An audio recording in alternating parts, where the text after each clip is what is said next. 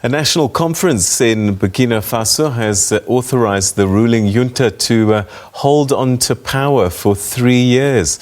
The junta seized power in a January coup against President Roch Kabore. They blamed Kabore for failing to contain surging violence by militants. Burkina Faso coup is the fourth in the West Africa region in 18 months. 2 coups in Mali and an attempt coup in Guinea-Bissau in early February have raised concern of a backslide in democracy in a region that was shedding its coup belt moniker. A commission that drafted a transitional charter had proposed a 2.5 years transition, saying that junta had said it needed around 2 years to stabilize the country and organize elections. Burkina Faso, alongside neighbors Mali and Niger, is struggling to contain attacks by armed militants linked to Al-Qaeda and ISIS. The militants have killed thousands of people and displaced hundreds of thousands in the West African Sahel area.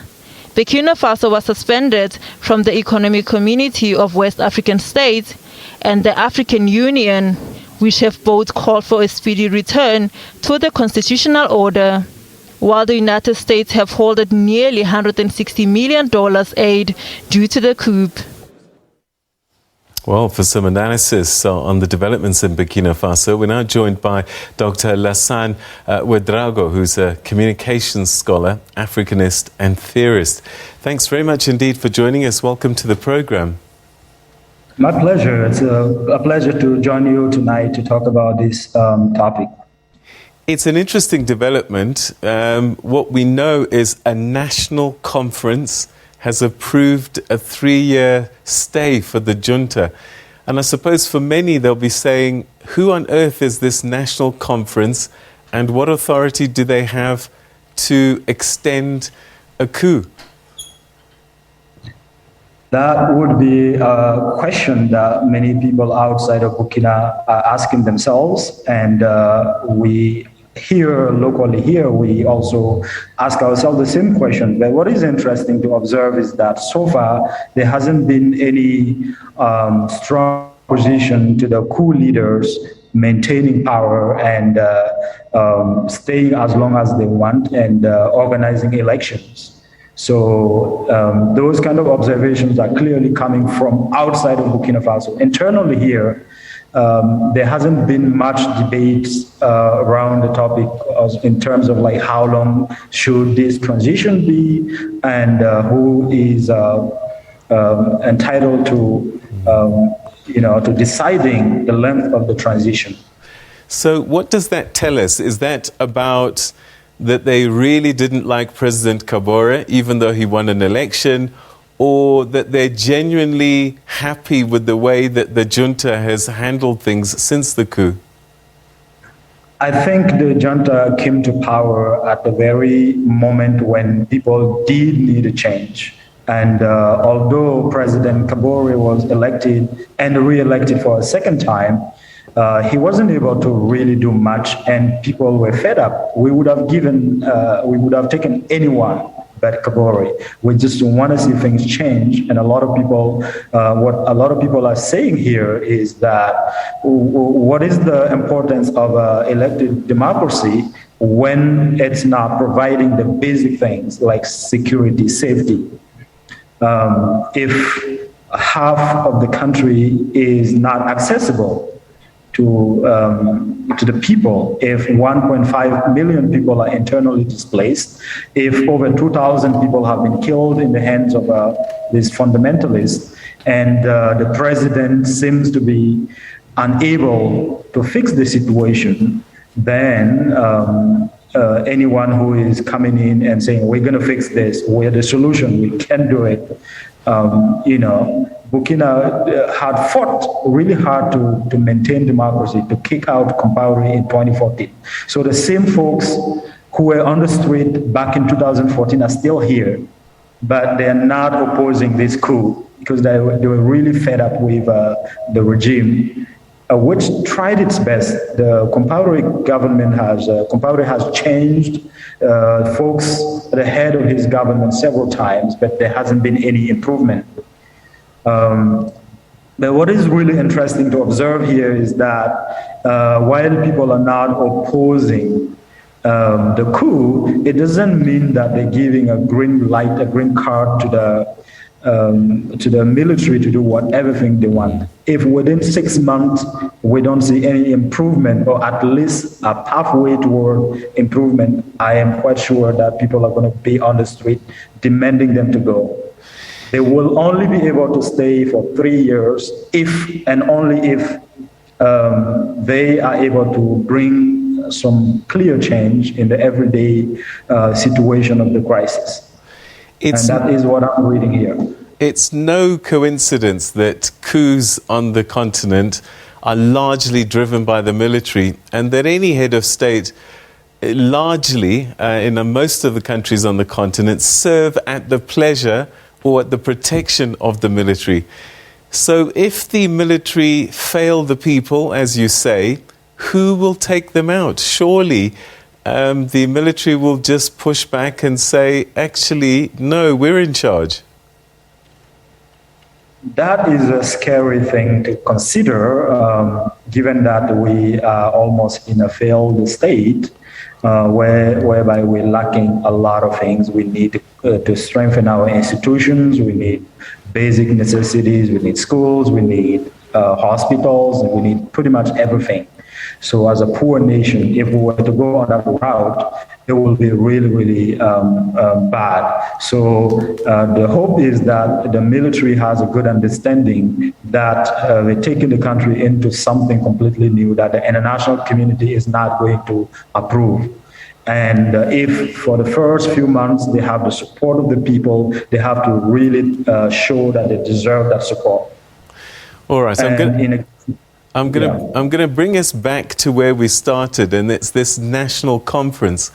Soldiers don't know how to run a country. They're trained to be soldiers. Who is running Burkina Faso at the moment? Is the national conference people there involved?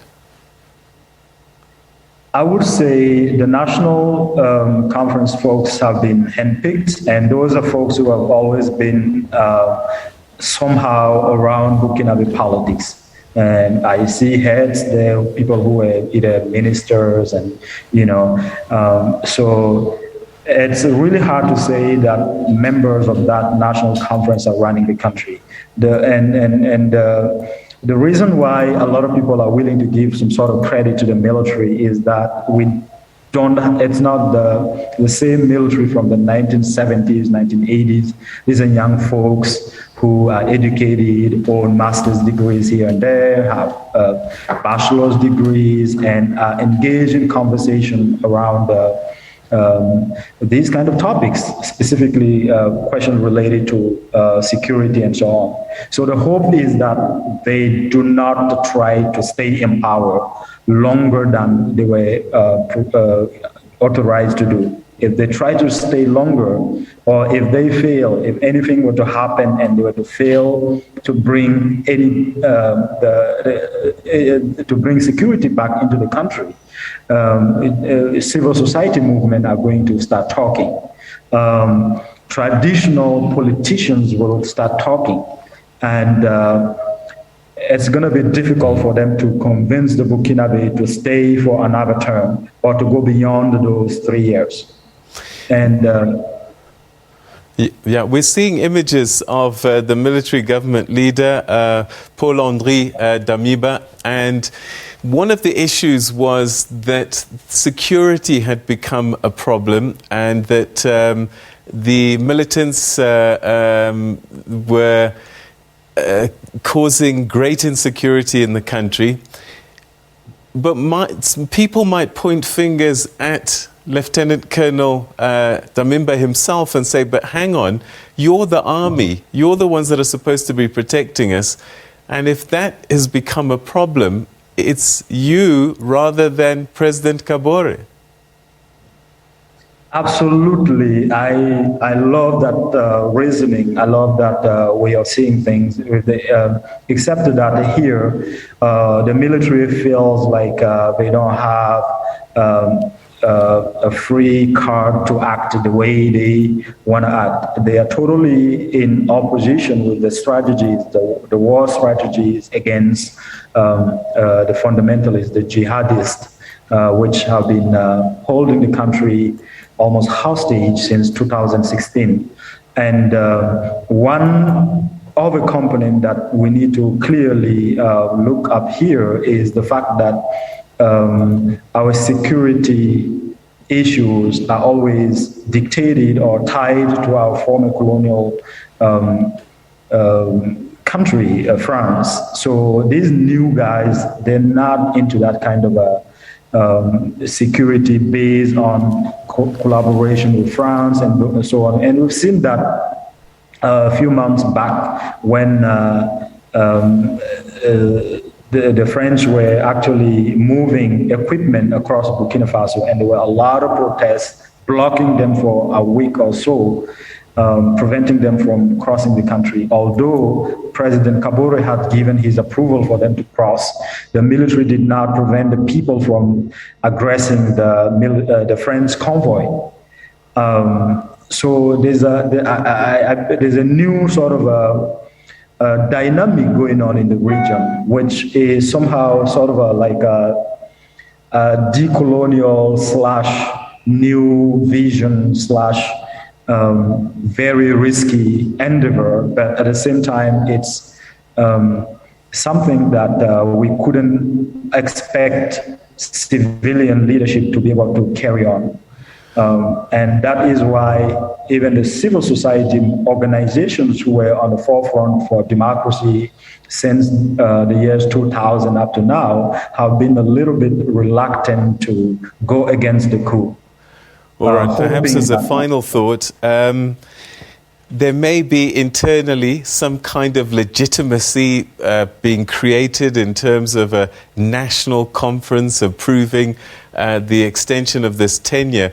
But this is certainly not going to wash with ECOWAS. They're not going to accept this. What will they do you think? Well, ECOWAS has toned down a little bit since they came strongly against the coup leaders in Mali. And all over West Africa here, or I would say Africa, they have been highly criticized for being just an organization of leaders who do not represent the needs and the will of the people that they are supposed to represent. So, and that did not prevent Damiba seeing that going on with the folks in Mali. That did not prevent him from carrying on this coup. So he clearly says that ECOWAS is not going to let him hands-free to just do what he wants. But it's a risk that he and his folks are willing to take. Our best hope is that he has the best interests of the people in mind. And so far, communication from the junta has been slow. We haven't been seeing a lot of communication in terms of this is the agenda, this is what we're going to do in the next month, this is what we're going to do in the next year. We haven't seen a clear communication around that. That is the most scary. The scariest thing to see. But other than that, they measure the gravity of the situation. And today, nobody in the international community is going to support a coup. And internally, if you have a frame of time when the people are in sort of like in support of it, you better use it properly. Otherwise, if people inside Burkina start to protest against the coup leaders, it is done. They're going nowhere. Dr. Ouedraogo, we're going to have to leave it there. These are interesting times indeed. No plan in the months that they've been in power, and yet they've been given a mandate for another 3 years. Certainly interesting times. Thank you for your insights, and thank you for joining us tonight. You're most welcome. Thank you. Thank you. All right, that's Dr. Lassane Ouedraogo, a communications scholar, activist, and Africanist and theorist, talking to us about developments in Burkina Faso.